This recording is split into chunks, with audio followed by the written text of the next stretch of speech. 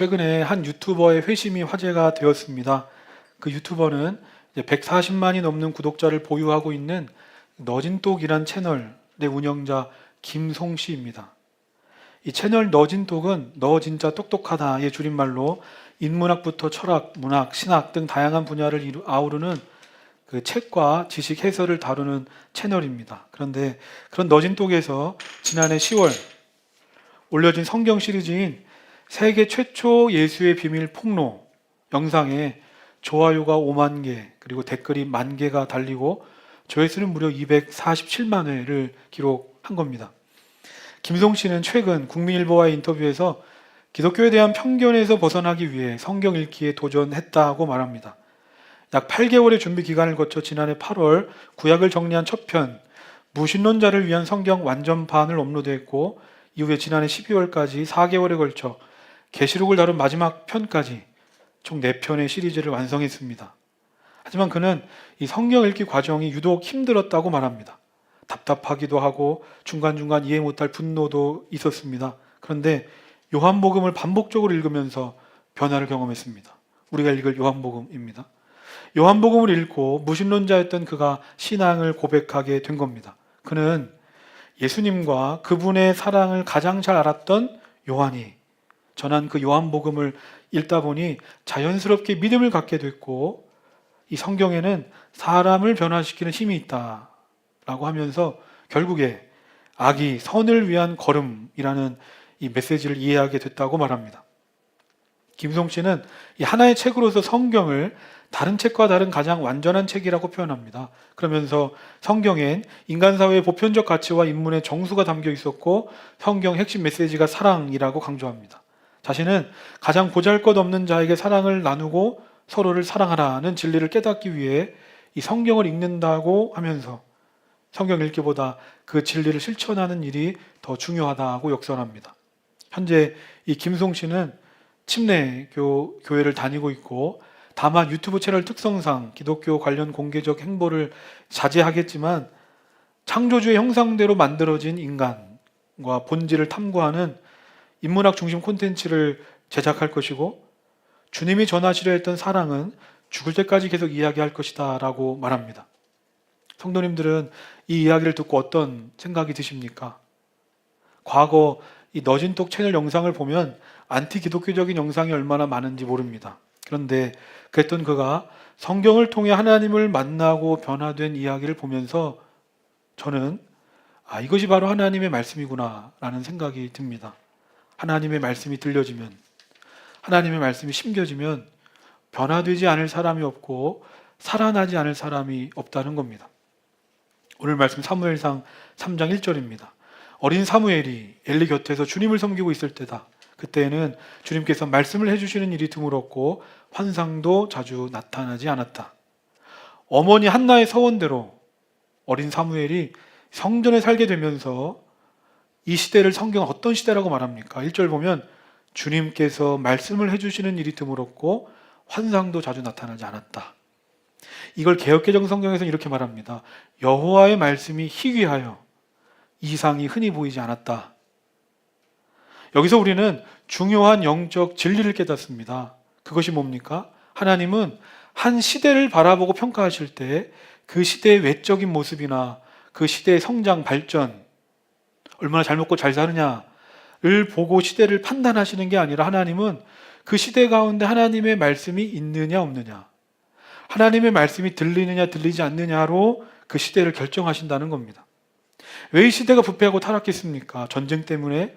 먹고 살 게 없어서? 그렇지 않습니다. 하나님의 말씀이 아니라 자기 소견에 오른 대로 자기 생각과 마음대로 살았기 때문에 하나님의 말씀은 빛인데 그 말씀이 희귀해지니까 자연스럽게 이 시대는 어둠이 찾아오는 겁니다. 오늘 우리 개인의 삶도 마찬가지입니다. 지금 내 삶을 우리는 무엇으로 진단하십니까? 지금 내 삶에 위기가 찾아왔다면 우린 가장 먼저 무엇부터 점검해야 되는 겁니까? 바로 하나님의 말씀입니다. 지금 내 삶에 하나님의 말씀이 있느냐 없느냐, 하나님의 말씀이 들리느냐 들리지 않느냐부터 우린 살펴봐야 한다는 겁니다. 왜냐하면 하나님의 말씀의 여부에 따라 내 인생은 빛이 될 수도 있고 내 인생은 어두움이 될 수도 있기 때문입니다. 오늘 말씀 2절입니다. 어느 날 밤 엘리가 잠자리에 누워 있을 때였다. 그는 이미 눈이 어두워져서 잘 볼 수가 없었다. 성경은 대제사장이었던 엘리의 눈이 어두워져서 그가 잘 볼 수 없었다고 말합니다. 그렇다면 여기서 말하는 눈은 그의 신체적, 육체적 눈, 시력을 말하는 것일까? 그렇지 않습니다.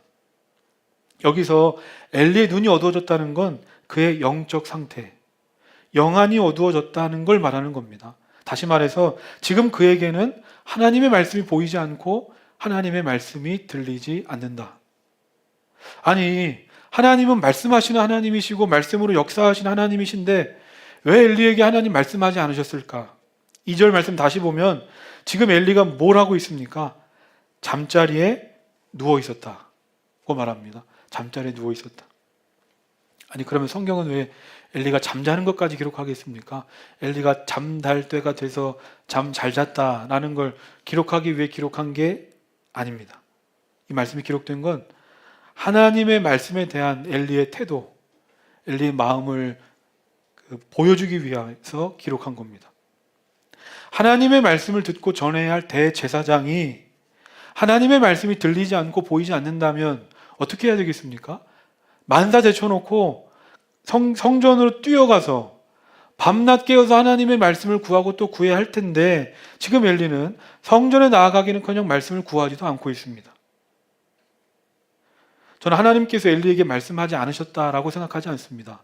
하나님은 계속해서 엘리에게 말씀하셨을 텐데 오히려 엘리가 하나님의 말씀을 듣지 못한 게 아닐까?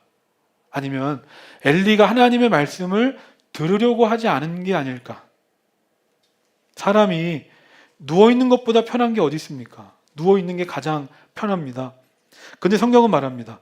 엘리가 누워있을 때 엘리는 지금 자신이 어둠 속에 있는 줄도 모르고 자신의 눈이 다 가리워진지도 모른 채 그저 육신의 편안함, 육신의 즐거움을 주는 자리에만 머물러 있는 겁니다.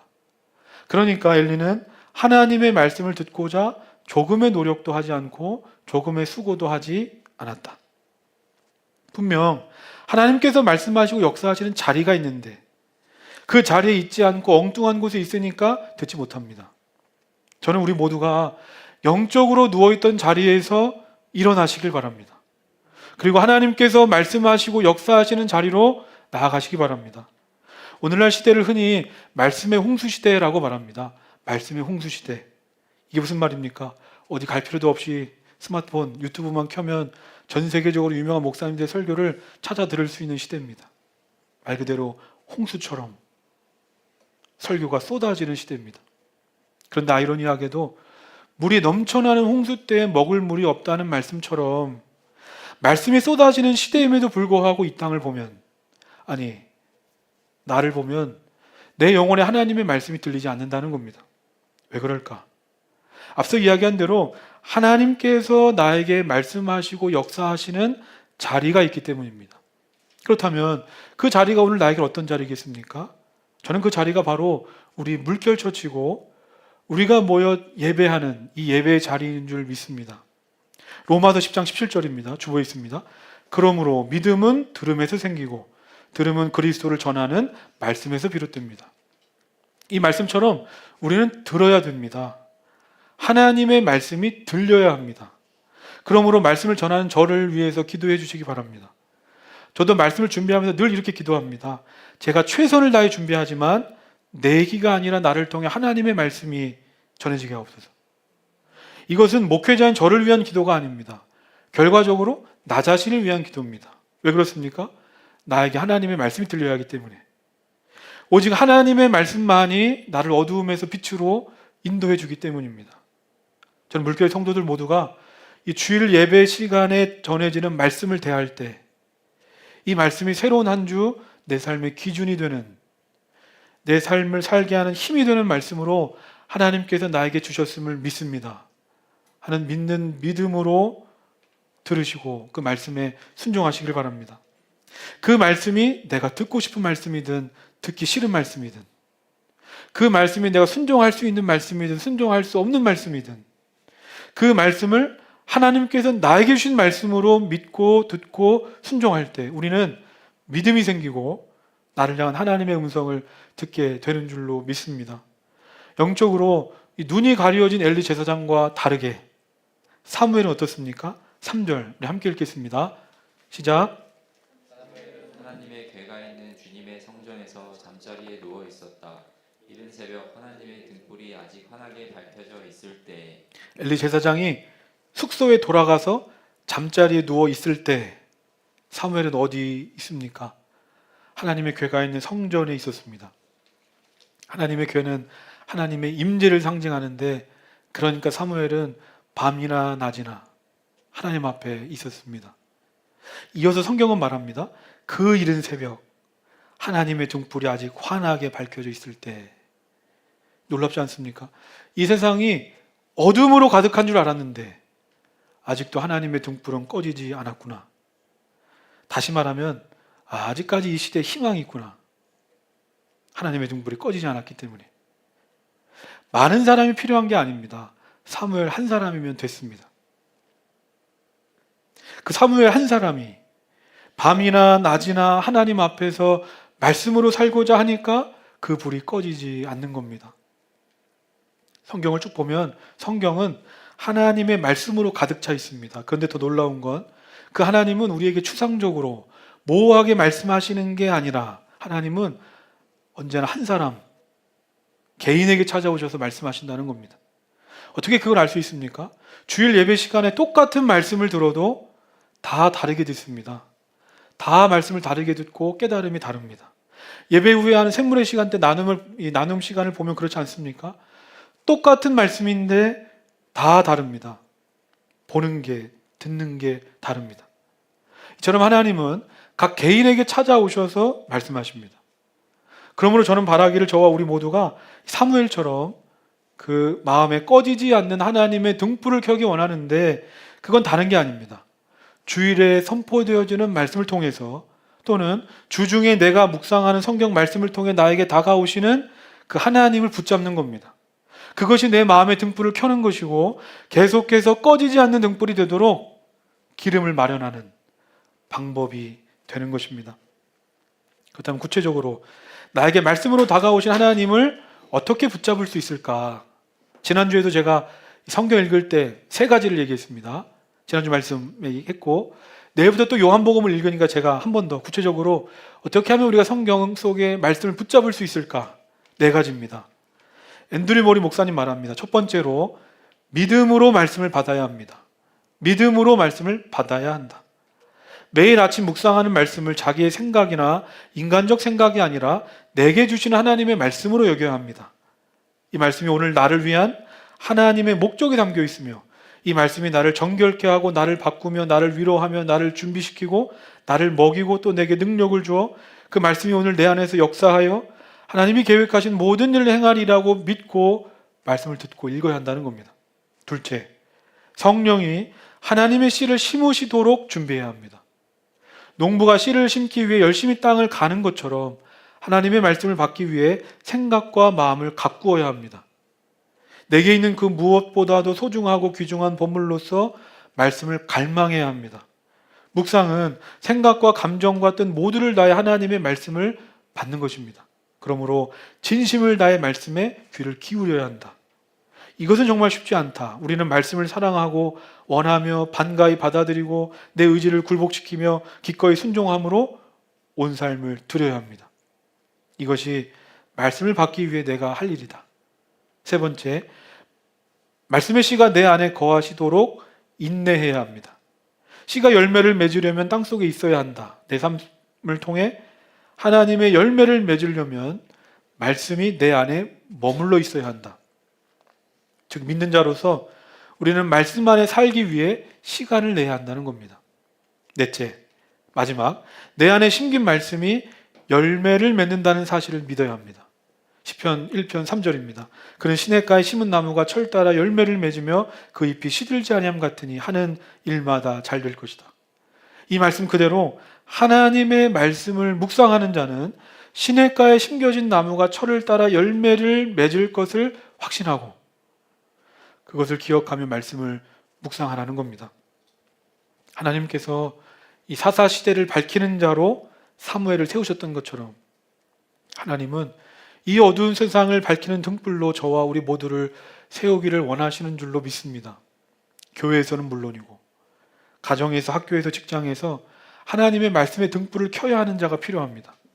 특별히 내일부터 21일 동안 진행되는 요한복음 읽기를 통해서 우리 안에 하나님의 등불이 켜지게 하옵소서 기도하시길 바랍니다.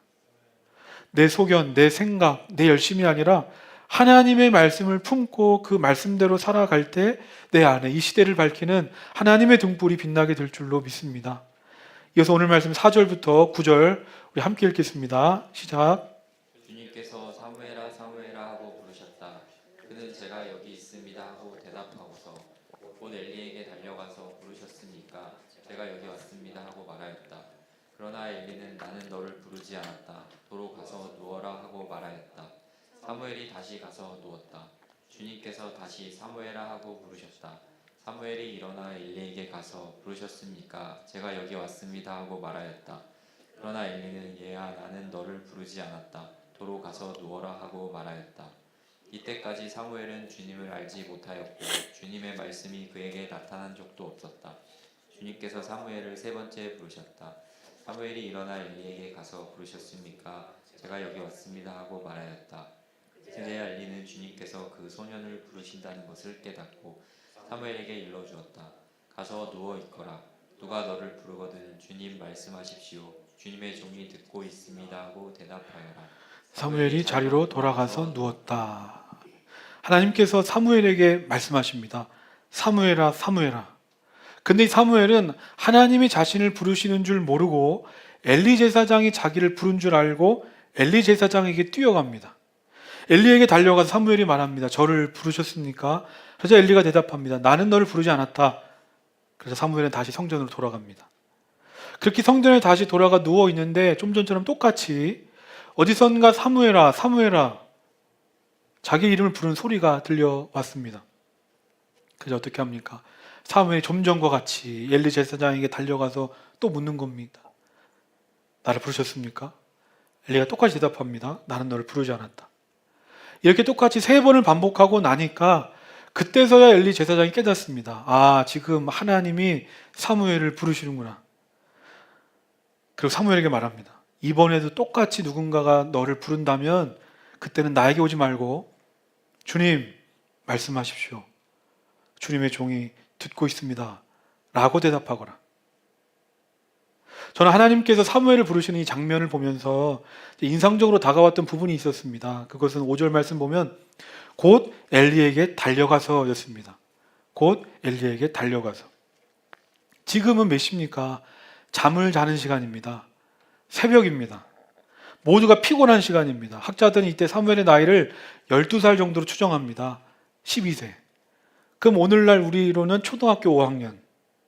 초등학교 5학년 아이가 밤늦게 새벽에 누가 부른다고 바로 뛰어가는 게 이게 쉬운 일입니까?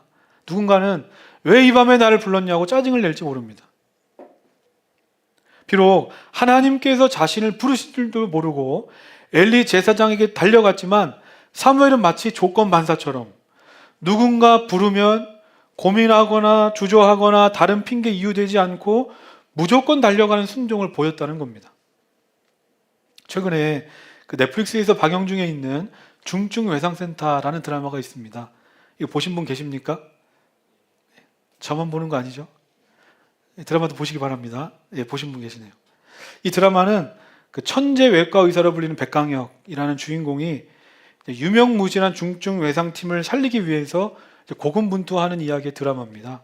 이 드라마를 보면 백강현이라는 의사가 어느 날 병원에 나타나게 되고 우연히 그 양재원이라는 펠로우, 즉 교수를 준비하는 단계에 있는 젊은 의사를 만납니다. 그리고 이 외상외과 교수인 백강현과 학문외과 교수가 이 양재원을 자신의 제자로 들이기 위해서 교수로서의 자존심도 내려놓고 그를 설득하고 또 때로는 협박을 합니다. 학문외과 교수는 자기 밑에 들어오면 내가 너 교수 시켜줄 거라고, 그리고 나처럼 승승장구할 수 있게 해주겠다고 말합니다. 반면에 외상외과는 어떻습니까? 병원 재정만 축 낸다고 고생은 제일 많이 하는데 맨날 무시당하고 누구도 알아주지 않는 외상외과로 간다면 고생길이 훤했습니다. 그런데 이 양재원이란 젊은 의사가 뭘 선택합니까? 성공이 보장된 학문외과가 아니라 고생하고 남들은 알아주지도 않는, 하지만 생명을 살리는 외상외과를 선택합니다. 그리고서 이 양재원이라는 젊은 의사가 자기를 받아준 그 백강현 교수에게 묻습니다. 왜 많은 사람들 중에 하필 저였습니까? 그러자 백강현 교수가 말합니다. 그냥 네가 잘 달리길래. 내가 볼 때마다 네가 달리고 있었어. 바로 환자 살리겠다고. 그러니까 백강현 교수는 그 양재원의 능력이나 무슨 실력 배경을 보고 결정한 게 아니라 그가 환자 한 명이라도 더 살리고 싶은 마음으로 달리고 또 달리는 모습을 보고 양재원을 제자로 삼았다는 겁니다. 저는 하나님께서도 사무엘을 보실 때 이와 같은 마음이 아니셨을까 생각합니다. 사무엘이 능력이 출중했을까? 아니면 사무엘이 대제사장 집안 사람일까? 그렇지 않았습니다. 평범합니다. 그리고 하나님이 부르셨는데도 하나님이 자기를 부르시는 줄도 모르고 엘리에게 뛰어가는 어린아이에 불과했습니다. 그런데 하나님은 그 사무엘의 모습을 귀하게 여기시는 겁니다. 당시 사람들에게 제사장은 하나님의 말씀을 대언하는 자로 제사장의 말씀은 하나님의 말씀처럼 여겨지던 시대였습니다. 그러니까 사무엘은 밤이나 낮이나 내가 어떤 상황과 환경 가운데 있든지 하나님이 나를 부르신다면, 이것이 하나님의 말씀이라면, 하나님의 뜻이라면 물불 안 갈리고 달려가는 사람이었구나. 사무엘상 15장 22절입니다. 순종이 제사보다 낫고 말씀을 따르는 것이 수장의 기름보다 낫습니다. 하나님이 우리에게 원하시는 게 바로 이것이구나. 면밀히 따져보고 할만하면 하고 할만하지 않으면 안 하는 게 아니라 그것이 하나님의 말씀이라면, 그것이 하나님의 뜻이라면 10번이라도 100번이라도 바보처럼 뛰어가는 겁니다. 하나님은 우리가 이 마음 하나만 가지고 있어도 충분하다 말씀하십니다. 오늘 말씀 10절입니다. 함께 읽겠습니다. 시작. 조금 전처럼 사무엘아 사무엘아 하고 부르셨다. 사무엘은 말씀하십시오. 주님의 종이 듣고 있습니다 하고 대답하였다. 하나님께서 한 번 더 사무엘아 사무엘아 부르시니까 사무엘이 어떻게 합니까? 제사장이 알려준 대로 대답합니다. 말씀하십시오. 주님의 종이 듣고 있습니다. 개역개정 성경에서는 이 부분을 이렇게 말합니다. 말씀하옵소서. 주의 종이 듣겠나이다. 이게 무슨 말입니까? 하나님께서 말씀하시기도 전에 그렇게 하기로 결심한 겁니다. 주님 말씀하십시오. 무슨 말씀을 하시든지 나는 주님의 종이기 때문에 주님 말씀하신 대로 하겠습니다. 사무엘이 순종으로 반응하니까 어떻게 됩니까? 사무엘상 3장 11절 12절 주보있는데 함께 읽겠습니다. 시작. 여호와께서 사무엘에게 이르시되 보라 내가 이스라엘 중에 한 일을 행하리니 그것을 듣는 자마다 두 귀가 울리리라. 내가 엘리의 집에 대하여 말한 것을 처음부터 끝까지 그 날에 그에게 다 이루리라. 하나님께서 앞으로 하실 일을 말씀해 주시는 겁니다. 누구에게 말씀해 주십니까? 하나님의 말씀에 순종하는 자에게. 하나님께서 앞으로 하실 일을 미리 보여주십니다. 말씀을 정리하면서 오늘은 물결처치가 첫 예배를 드리고 2주년 된 날입니다. 지난 2년을 돌아볼 때 정말 모든 것이 하나님의 은혜고 또 감사함으로 하나님을 찬양하게 됩니다. 근데 또 한편으로는 인간적인 눈으로 보면 아직 갈 길이 멀고 또 목회자로서 우리 교회를 바라볼 때 우리 교회가 자립해야 되는데 생각만 하면 여전히 두렵고 떨릴 때가 많습니다. 성도님들은 평소에 예배 때나 설교할 때 저를 어떻게 보시는지 모르겠지만 어떨 때는 설교 중에 그냥 다 그만두고 싶다, 내려놓고 싶다 하는 생각이 들 때도 있습니다. 근데 아직 그러진 않지 않았습니까? 그런 마음이 들 때도 있었지만 설교를 하고 내려오면 그리고 설교 중에 그리고 설교를 하면서 이 하나님의 말씀을 통해 저희가 얼마나 큰 은혜를 받는지 모릅니다. 그리고 그 말씀을 통해서 제가 회복되고 살아남을 느낍니다. 이것이 바로 하나님의 말씀이구나.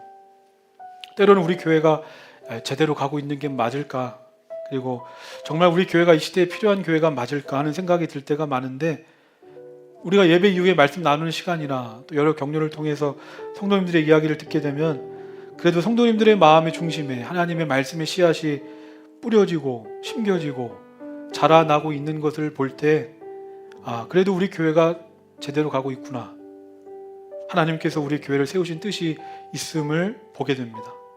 그러면서 고백하게 됩니다. 풀은 마르고 꽃은 시들어도 주님의 말씀은 영원하다 하는 그 말씀처럼, 하나님, 우리 교회를 통해서 오직 하나님의 말씀만이 남게 하옵소서.